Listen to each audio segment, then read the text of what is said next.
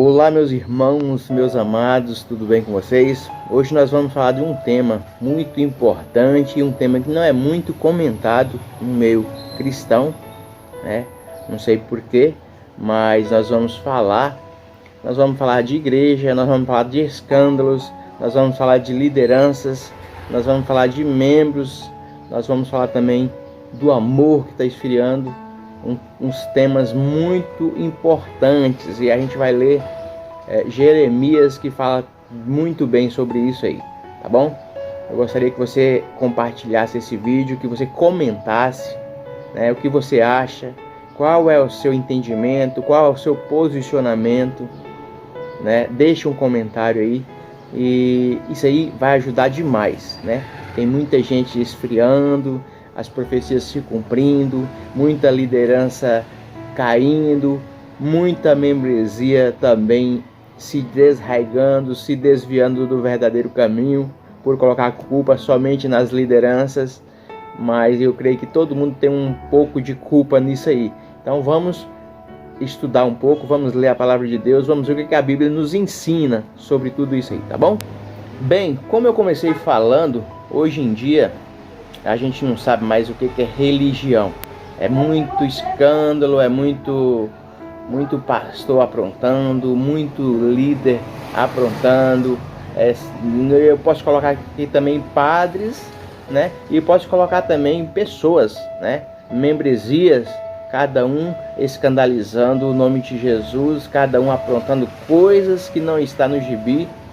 E o nome de Jesus cada dia mais está sendo escandalizado por essas pessoas, quer seja líderes, quer seja pastores, quer seja padres, quer seja membros, mas a cada dia pessoas ruins estão jogando o nome de Jesus Cristo na lama, estão fazendo com que o nome de Jesus seja banalizado.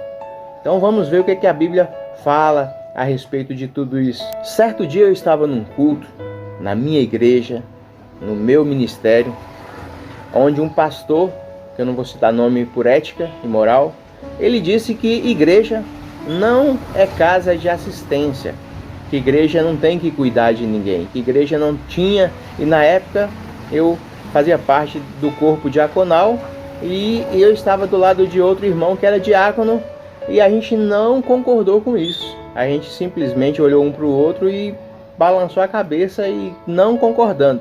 O que você acha? A igreja ela deve ajudar, a igreja ela deve participar, a igreja ela deve intervir nos problemas das pessoas, dos membros. O que é a igreja para você? Igreja para mim pode ter um conceito, igreja para você pode ter outro conceito, mas o que está na Bíblia é que nos interessa. Né? O que é a igreja perante a palavra de Deus, perante a Bíblia? O que é religião? Né? Igreja, eu sei que somos nós somos o corpo de Cristo, né? E onde nós estamos, ali está a igreja, né? Onde nós estamos, onde você está nesse momento, ali a igreja está, né? E a palavra de Deus, ela diz isso pra gente, que nós somos a morada, nós somos o templo, nós somos a igreja de Cristo. E religião? O que é religião? Vamos ler uma passagem aqui que fala um pouquinho sobre religião, né? O que é religião? Lá em Tiago 1:27, na palavra de Deus diz assim: a religião que Deus, o nosso Pai, aceita, pura e imaculada, é esta: cuidar dos órfãos e das viúvas em suas dificuldades, e não se deixar corromper pelo mundo. O que é religião? Mais uma vez, religião que o nosso Pai aceita como pura e imaculada é essa: cuidar dos órfãos e das viúvas em suas dificuldades. Olha só. Então, o que esse pastor disse no púlpito já cai por terra, né? Que a religião, quer seja ela católica, quer seja ela evangélica, ela tem um fundamento. Ela tem um objetivo, né? Que é cuidar, quer zelar, quer guardar. Aqui está dizendo basicamente cuidar dos órfãos e das viúvas, que são duas classes que necessitam, né, de cuidados. e principalmente aqui na época que foi escrito isso aqui, Tiago, era muito pior. Hoje em dia existe aí os auxílios, existe o governo que interfere, né? Mas antigamente era muito pior, não existia bolsas, não existia aposentadoria. Então a viúva, o órfão, necessitava de cuidados da religião, da igreja, do corpo de Cristo. E hoje, será que é difícil? Tem muita gente que necessita. Tem muita gente que passa por situações difíceis, que passa por dificuldades e que a igreja não está nem aí. Na sua igreja, na sua placa lá, na sua... não estou dizendo a igreja eu, a igreja você não, eu estou dizendo na estrutura. Como tem sido lá? A sua igreja, o seu pastor, a sua liderança, ela tem cuidado das pessoas? Ela tem voltado os olhos a cuidar de quem necessita? Está precisando disso, vamos cuidar para que a igreja se reúna e faça, ou mesmo que a igreja retire do cofre lá e ajuda. Ela tem feito isso? Ela está exercendo esse papel que Tiago 1:27 diz, de cuidar, de zelar do órfão, da viúva. E quando eu leio essa passagem aqui, eu não digo que é só isso não. São as necessidades do corpo. Precisa de uma operação, de uma cirurgia, ajuda, corre atrás, vamos fazer. Por quê? Porque eu acho que a igreja, ela é um lugar que as dificuldades têm que ser compartilhadas e também as bonanças, né? Quando você está em fartura, também tem que ser compartilhada. Vamos ler outro texto aqui, que é onde que fala lá do começo da igreja, né? A essência da igreja, o exemplo que a igreja teria que ser, que muitas vezes não é pregada, que muitas vezes não é seguida nos nossos dias, mas é o exemplo da igreja, a essência da igreja que se encontra lá em Atos 2, que eu amo demais esse texto, Atos 2:42, que diz assim: os apóstolos, eles estavam começando a obra de Deus após a partida de Jesus Cristo, né? E ali, eles estavam ali, e Atos 2:42 diz assim: e perseveravam na doutrina dos apóstolos, na comunhão, no partir do pão e nas orações. Olha só, perseveravam na doutrina, nos ensinamentos que os apóstolos haviam recebido de Jesus.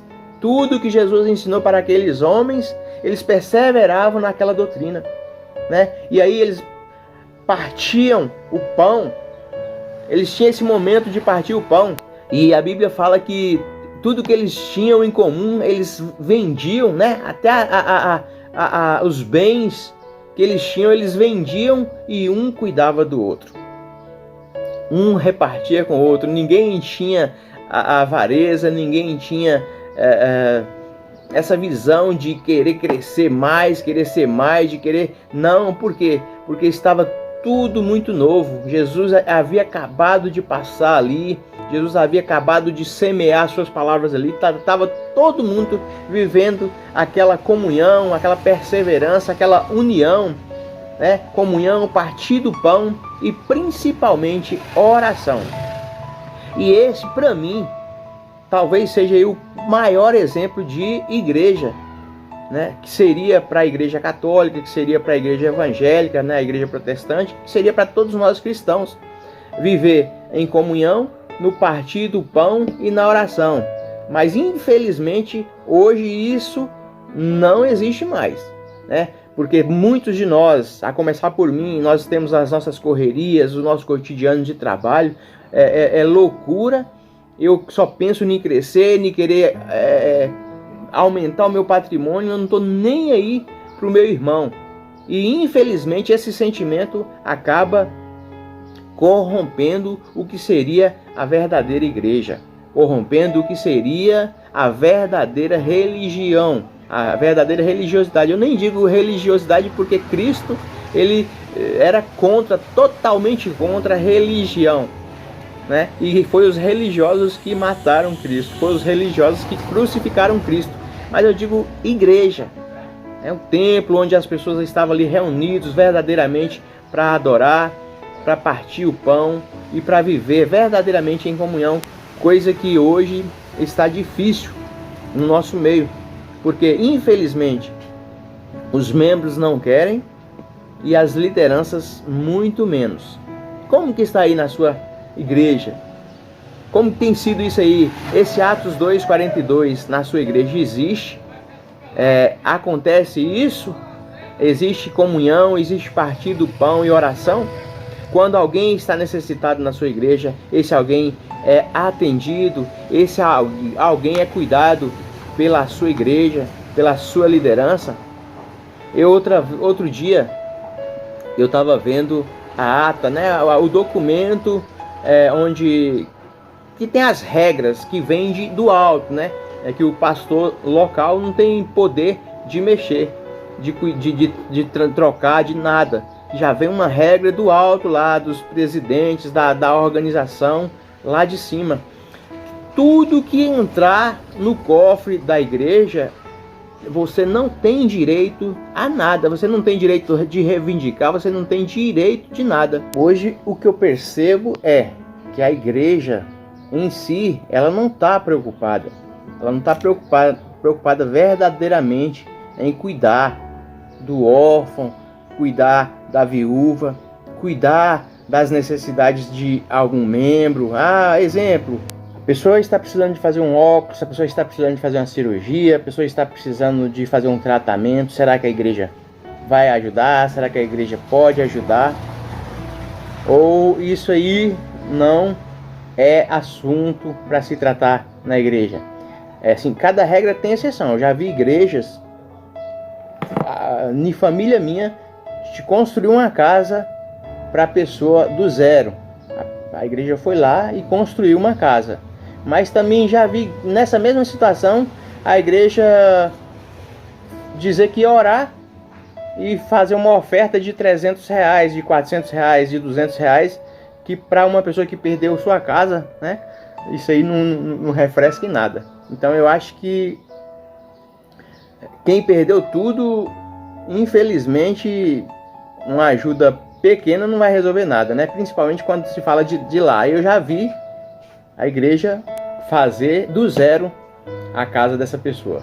Então, além de Tiago 1:27, que fala de cuidar aí das viúvas, né, dos órfãos e das viúvas, também tem Timóteo 5:3, que retrata aqui também: tratai com toda atenção as viúvas que de fato são necessitadas de ajuda, né? Então, eu acho, assim, no meu ponto de vista, que cuidar a igreja, né, em si, a igreja física, os ministérios, as placas, eu acho que tem sim uma obrigação de cuidar, de zelar. E nós também, como cristãos, também temos essa obrigação. Eu como pessoa, de cuidar, de zelar dos órfãos, de zelar das viúvas, de fazer boa caridade, né? De cuidar, de ter uma sensibilidade pelo meu irmão que está necessitado. E muito mais a igreja, as igrejas, né? As igrejas que hoje ganham muito bem, lucram muito bem, e infelizmente essa grande maioria vai para pequenos grupos de pessoas, né? A gente vê presidentes ganhando 100 mil, 120 mil, 80 mil, infelizmente vivendo uma vida glamurosa, e muita gente passando necessidade dentro da igreja. Eu acho que isso aí está fora da visão de Jesus Cristo. Eu acho que se Jesus Cristo viesse hoje aí, ele desceria a taca, como ele fez lá no templo, né, que estava fazendo negócio no templo. Eu acho que infelizmente essas pessoas não vão parar de fazer isso, porque elas já estão corrompidas, né? A própria Bíblia diz isso, e infelizmente já estão com as mentes cauterizadas, e elas não vão parar. E quem oferta, quem dizima, quem ajuda também não vai parar, porque já estão tudo cauterizados, né? Mas nós temos que rever os nossos conceitos diante da palavra de Deus.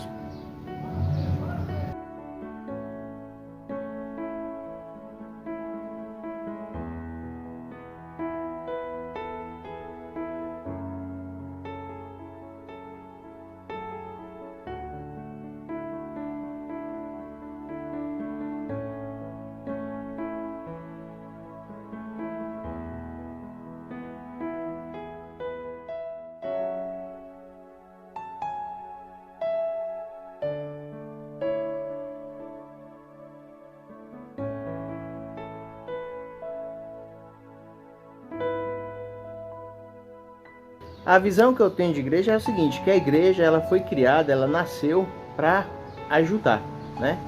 Ali como Atos 2 diz, né, que a gente leu antes, viviu na perseverança, na doutrina dos apóstolos, na perseverança, no partir do pão, na comunhão e na oração. Então, era algo amplo e bem mútuo, que um ajudava o outro em todas as situações.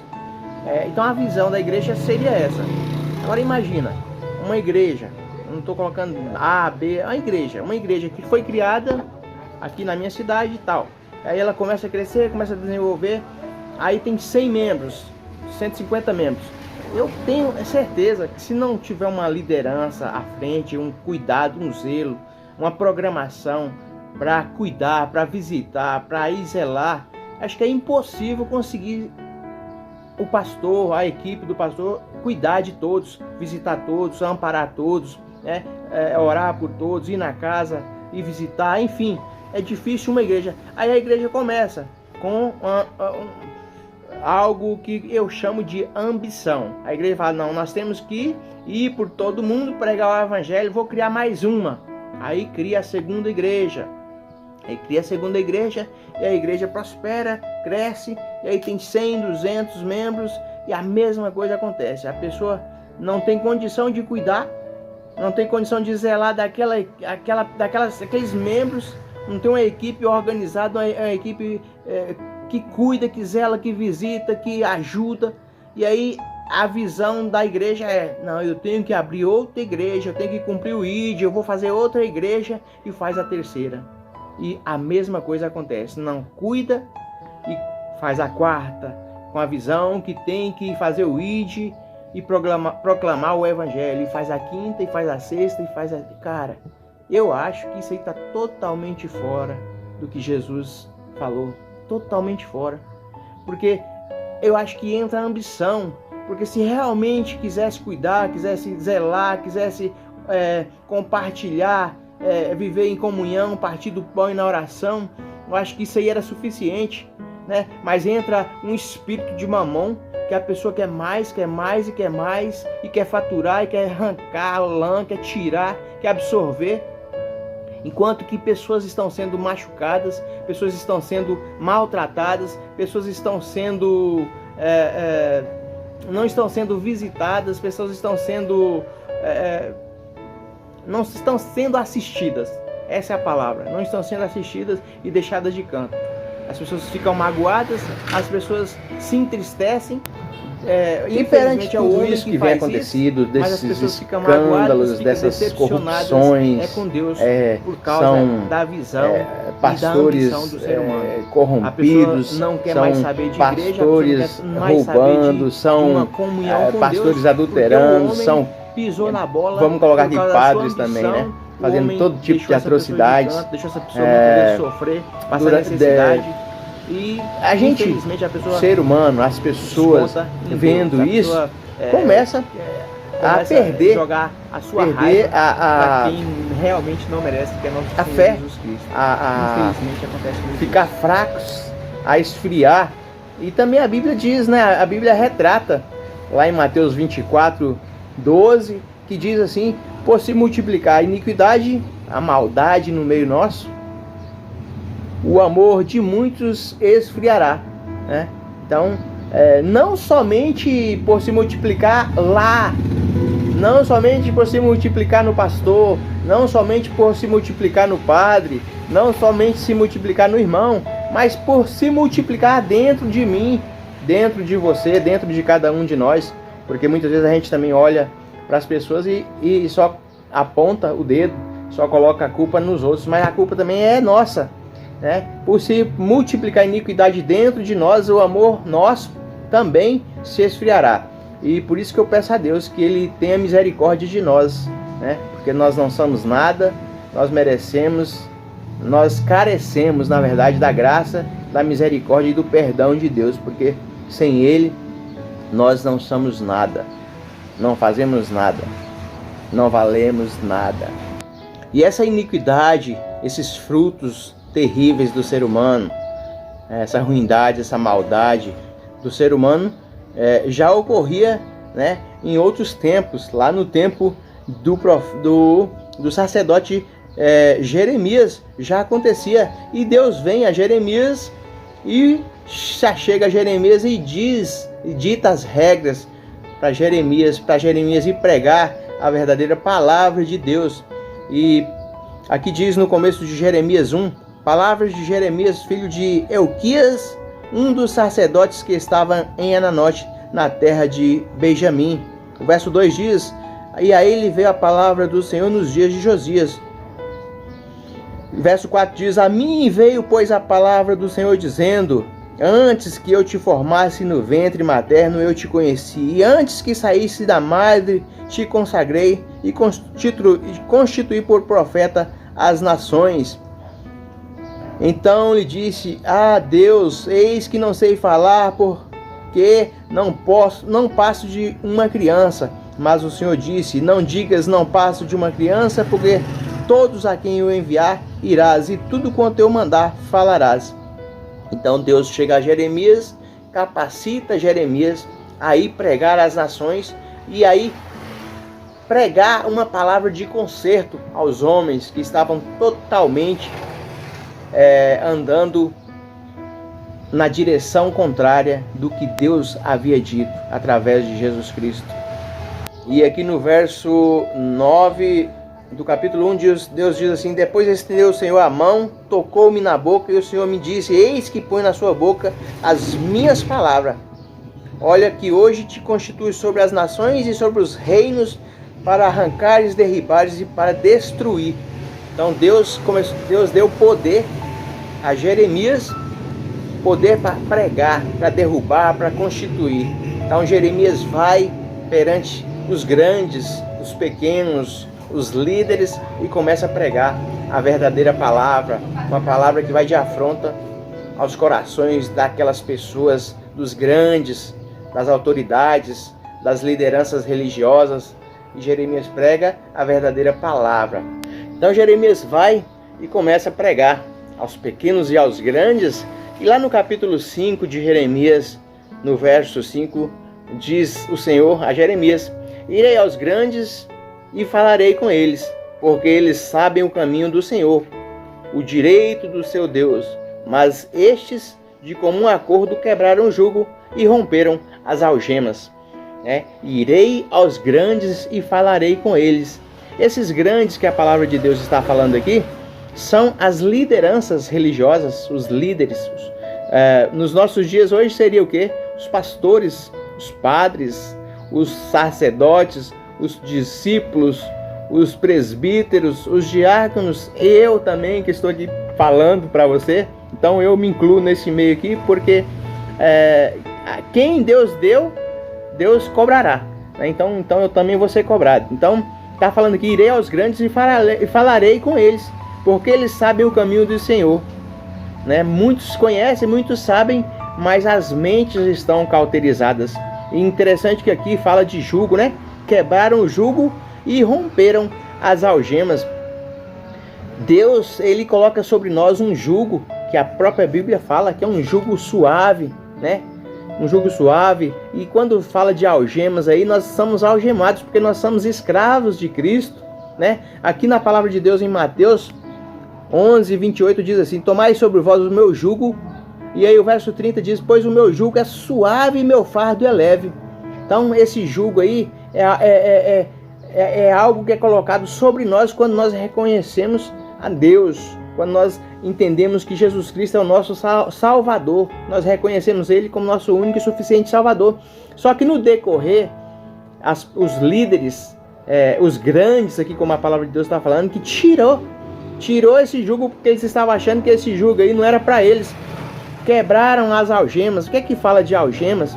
Romanos 6,16 diz assim: vocês não sabem que se tornaram escravos, que escolheram obedecer? Podem ser escravos do pecado, que conduzirá à morte, ou podem escolher a obedecer a Deus, que conduz à vida e à justiça. Então, nós somos escravos de Deus ou somos escravos de Satanás. E quando fala aqui que romper essas algemas aqui, está dizendo o seguinte: que tirou as algemas de Jesus, de Deus, e deixaram as algemas do mundo, né? Então, escravo do mundo. A partir do momento que eu tiro a algema de Deus, a partir do momento que eu tiro o jugo que Deus colocou em mim, que é um jugo leve e suave, que através de Jesus Cristo eu sou capacitado a carregar, né? E eu tiro isso, então entra o jugo do mundo, entra o fardo do mundo, entra a algema de Satanás do mundo, que me conduz à perdição, né? Esse fardo aí, quando é de Deus, é leve e suave, mas quando é do mundo, ele me mata, eu não sou capaz de suportar. E aí o verso 8 do capítulo 5, ele vai falando ainda sobre as lideranças, né? Ele fala assim: como garanhões bem fartos, né? Como cavalos bem fartos, correm de um lado para o outro, cada um rinchando a mulher do seu companheiro. Olha só, a palavra de Deus falando a Jeremias, né? O próprio Deus falando a Jeremias naquele tempo, instruindo Jeremias a ir pregar sobre esses homens, esses líderes, esses conhecedores, esses grandes, né? Que nessa época já tinha homens que relinchavam como cavalos, um para a mulher do outro. E vai comentando mais sobre lideranças. Eu vou tentar resumir aqui, mas Jeremias aqui é maravilhoso. Se você tirar um tempo aí para ler, você vai ver o que eu estou falando, que é maravilhoso mesmo. É o livro de Jeremias, o capítulo 1, 2, 3, 4, 5. Eu li até o 30 e pouco, até o exato momento, e fala muito. Jeremias fala muito, ele avisa muito sobre o pecado da humanidade, das pessoas, da liderança.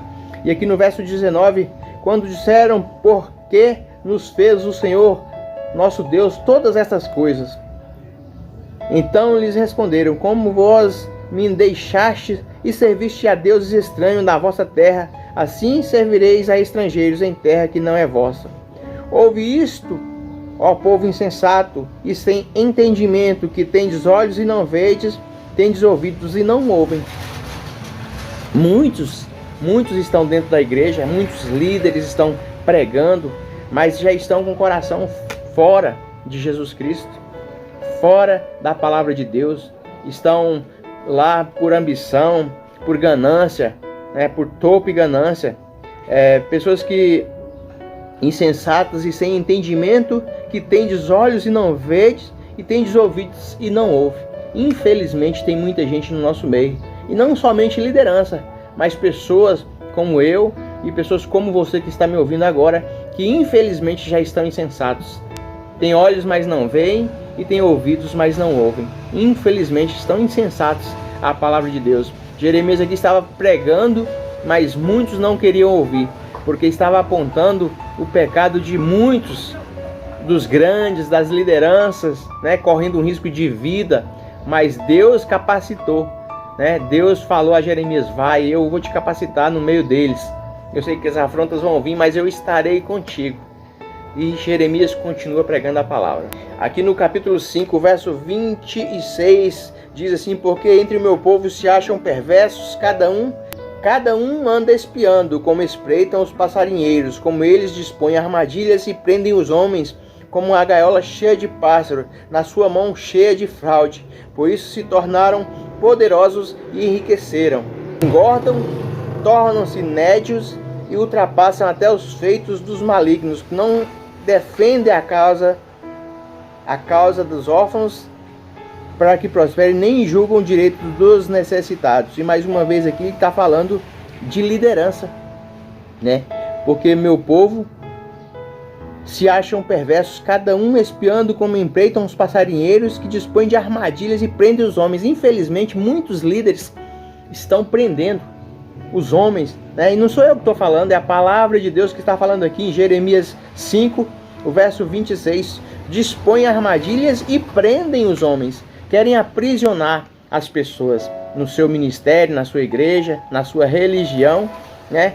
E a cada dia se tornam poderosos e enriquecem, engordam e tornam-se nédios, reluzentes, brilhantes, nédios, ultrapassam até os feitos dos malignos, né? Então a palavra de Deus está falando aqui, ultrapassa até os feitos dos malignos.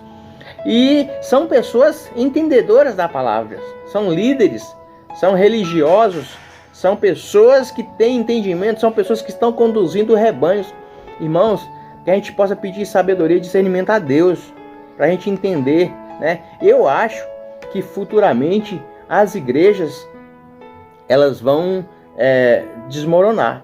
As igrejas, elas vão ser perseguidas ao ponto de não existir mais templos, de não existir mais grandes líderes, porque a maioria desses grandes líderes, eles são cães gulosos, eles estão lá para engordar, né? Se tornam gordos, né? Aprisionando as pessoas, e a partir do momento que não tiver mais dinheiro, a partir do momento que não tiver mais comida ali, a partir do momento que não tiver mais grandes salários, essas pessoas vão sair disso, porque não é verdadeiramente de Deus, não é verdadeiramente dirigidas por Deus. E eu creio que a verdadeira igreja, ela vai ser muito perseguida e ela vai ser diminuída como era lá no começo, onde os irmãos em Cristo, eles amedrontados, perseguidos, eles se reuniam em pequenos números, né? E eu creio que Deus, nesse tempo de hoje, Ele vai levantar pessoas assim, com esse desejo da palavra de Deus, mesmo na perseguição, mas pequenos grupos nas casas, porque infelizmente os escândalos a cada dia mais entristecem o coração das pessoas. Eu sei que muitos já estão escandalizados, né? E já estão longe da palavra do Senhor, já não querem mais a palavra do Senhor, já entristeceram, o coração já está amargurado, e infelizmente, como a palavra de Deus diz, né?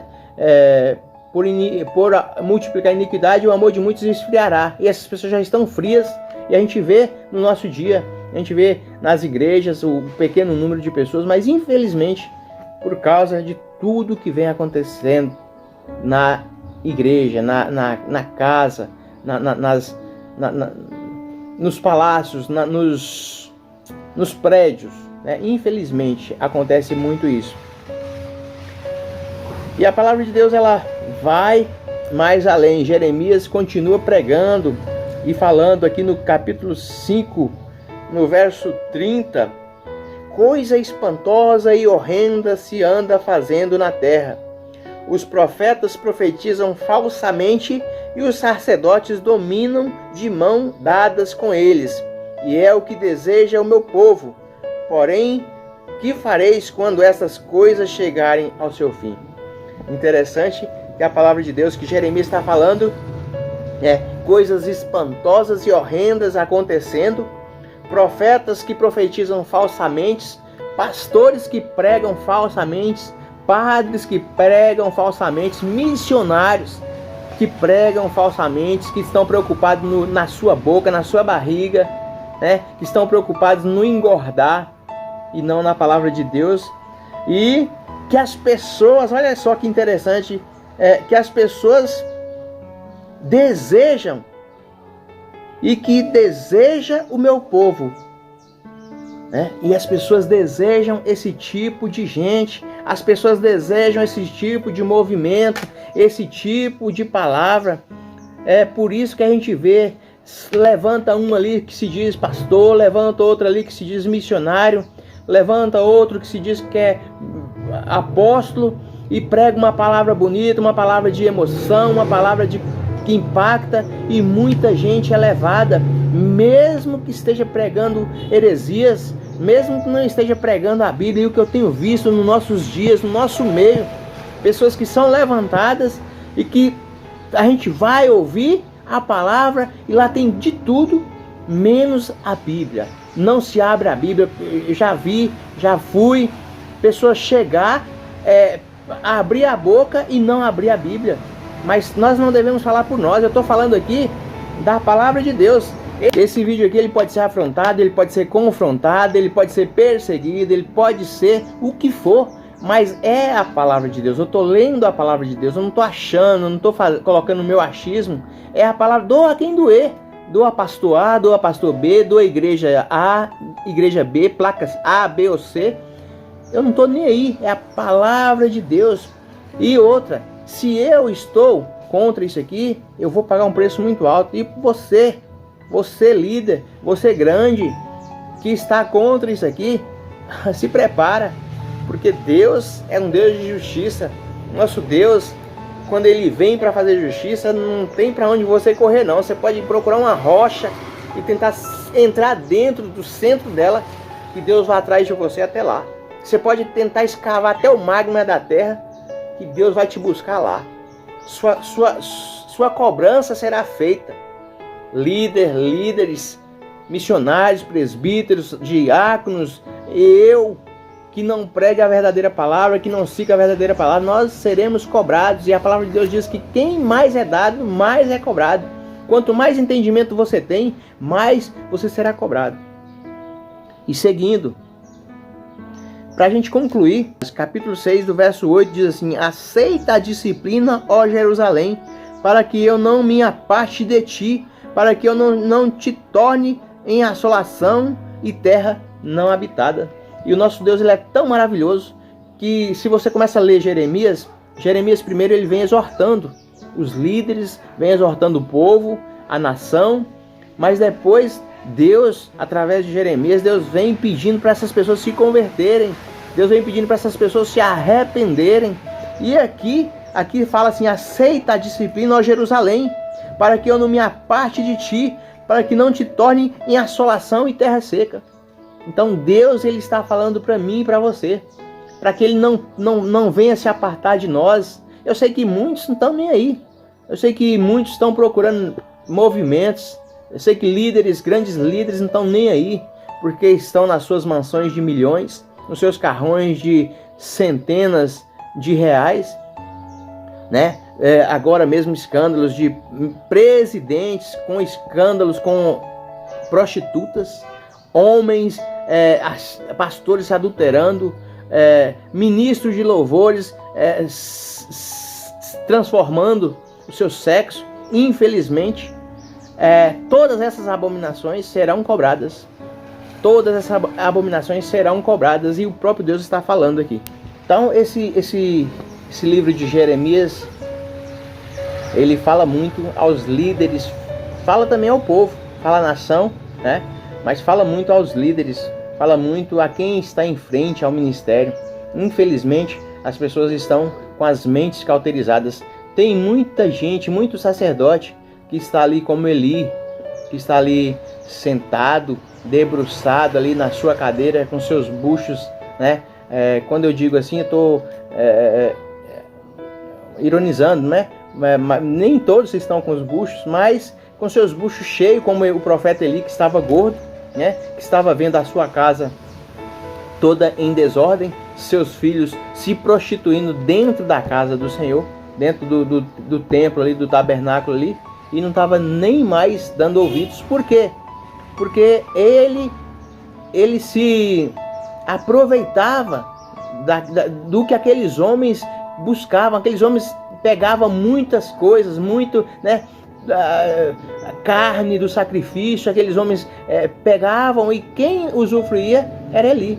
Então quem estava tendo proveitos ali na situação era Eli. Os filhos aprontavam, recebiam as ofertas, e Eli usufruía, ele engordava, e ele não estava nem preocupado. Mas uma hora a justiça de Deus chega, e chegou para os filhos de Eli, Ofni e Finéias, chegou para Eli, né? Ele não caiu daquela cadeira, não quebrou o pescoço à toa, não. Foi a mão de Deus, foi o momento que Deus falou: não, chega.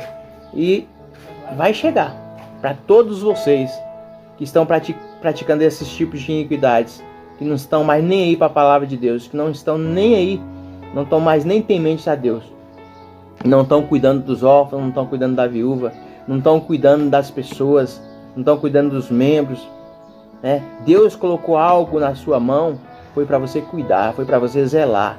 Se você não tem mais capacidade para isso, peça perdão a Deus e passe o cargo para alguém. Eu estou falando para todo mundo, estou falando até para mim. Se o que Deus colocou na minha vida para mim cuidar e eu não posso cuidar, e que eu dê para alguém que tenha mais capacidade que eu. É forte, mas é Deus que está falando para a minha vida e para a sua vida. Então, é algo para a gente parar, analisar. Leia Jeremias do capítulo 1 até o 20, 30. Se possível, leia tudo.